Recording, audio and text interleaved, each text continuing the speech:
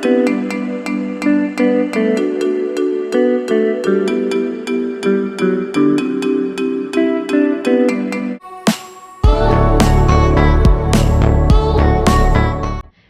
time nakapag-mall ang mag-ama na Jake at Ellie.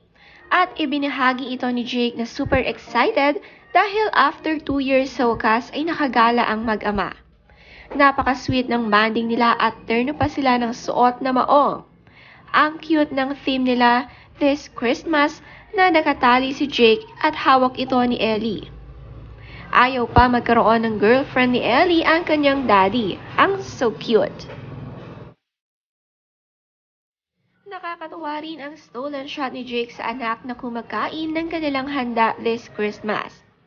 Dito nga nakiparty si Ellie sa ehersito dahil hindi natuloy ang Siargao. Kaya more time na makakasama ni Ellie ang kanyang ehersito family.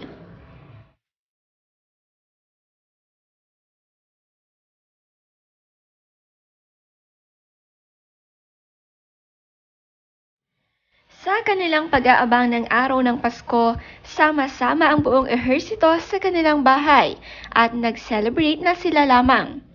Wala si Lolo Erap sa photo dahil ito ay may Christmas party kasama ang kabilang side ng ehersito at hindi nga nakasama ang pamilya nila Arnie. Happy naman sila Arnie dahil kumpleto ang mga anak at mga apo niya dito. Si Jacob napaka-cute ng regalo sa kanyang paboritong pamangkin.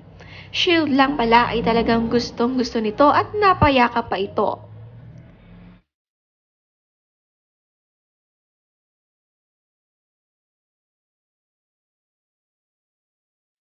Si Jolo Ejercito na apo ni Erap Estrada ay mayroon ring Christmas party with Jinggoy Estrada family side. Kaya naman nagkaroon ng banding ito kay Lolo Erap at very happy na nagkakasama ulit sila.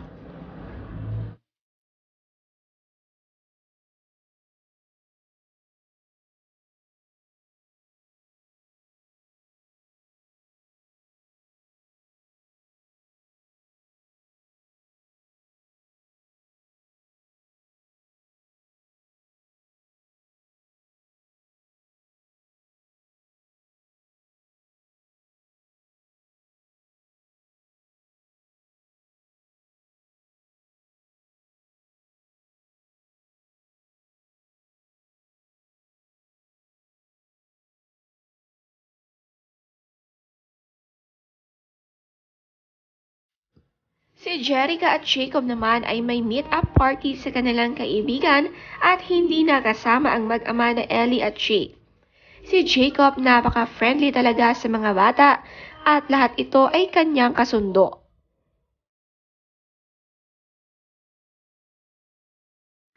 Yung frustrated tayo. Siguro naman ba natin?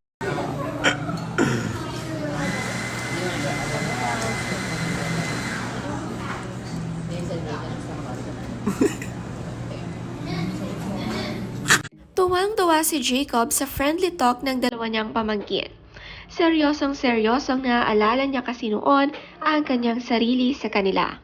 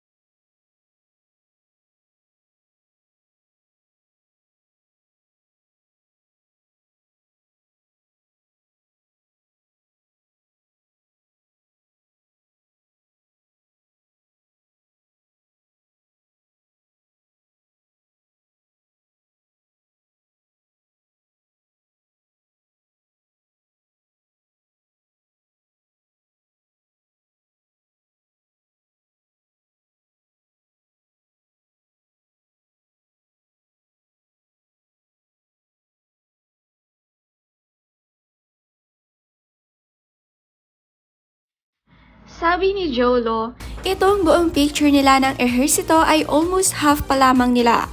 Sa dami ng kanilang kamag-anak ay hindi na nga nakapunta ang iba. Napaka-cute nga ng ehersito family, talagang sama-sama sa magandang celebration na ito. Matagal din kasi silang hindi nagkita-kita kaya naman sinulit na nila ang araw ng Pasko.